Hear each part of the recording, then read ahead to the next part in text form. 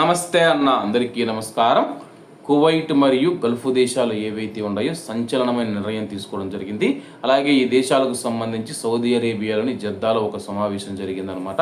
అలాగే ఈ యొక్క సమావేశంలో ముఖ్యంగా మనం చూసుకుంటే ఇరాన్ హార్ముజ్ జలసంధిని మూసివేయడం, యుద్ధ పరిస్థితులపైన వీళ్ళంతా అయితే చర్చించడం జరిగింది. Kuwait, Saudi Arabia, UAE, Bahrain, Oman, Qatar దేశాలు ఏవైతే ఉన్నాయో ఈ యొక్క 6 దేశాలు ప్రతినిధులు, అలాగే ఆ దేశాల న్యాయకత్వం వహిస్తూ ఉన్నవారు ఎవరైతే ఉన్నారో కువైట్ నుంచి కువైట్ యువరాజు గారు కూడా ఈ యొక్క సమావేశంలో పాల్గొనడం జరిగింది. అలాగే ఈ యొక్క సమావేశంలో సంచలనమైన నిర్ణయాలు తీసుకోవడం జరిగింది. అలాగే జీసీసీ దేశాల చీఫ్ ఆల్ బుదైవి గారు మాట్లాడుతూ కువైట్ మరియు గల్ఫ్ దేశాలలో రైల్వే ప్రాజెక్టులు మరియు చమురు గ్యాస్ పైప్ లైన్ల అమలును వేగవంతం చేయాలని చెప్పి పిలుపునివ్వడం జరిగింది.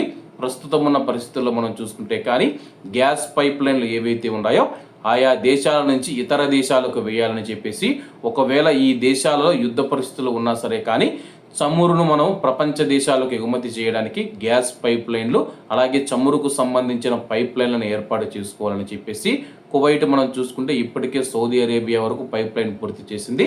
మరికొన్ని రోజుల్లో ఆ యొక్క పైప్ లైన్ను ఇంకా పొడిగించే అవకాశం ఉందన్నమాట. అలాగే రాబోయే రోజుల్లో భవిష్యత్ తరాలను దృష్టిలో ఉంచుకొని ఇప్పటి నుంచి రైలు మార్గాలు కూడా ఏర్పాటు చేసుకోవాలి. అలాగే కువైట్ మరియు గల్ఫ్ ప్రాజెక్ట్ అని అలాగే గల్ఫ్ దేశాలు మనం చూసుకుంటే గల్ఫ్ ప్రాజెక్ట్ అని చెప్పేసి రైల్వే ప్రాజెక్టును చేపట్టింది.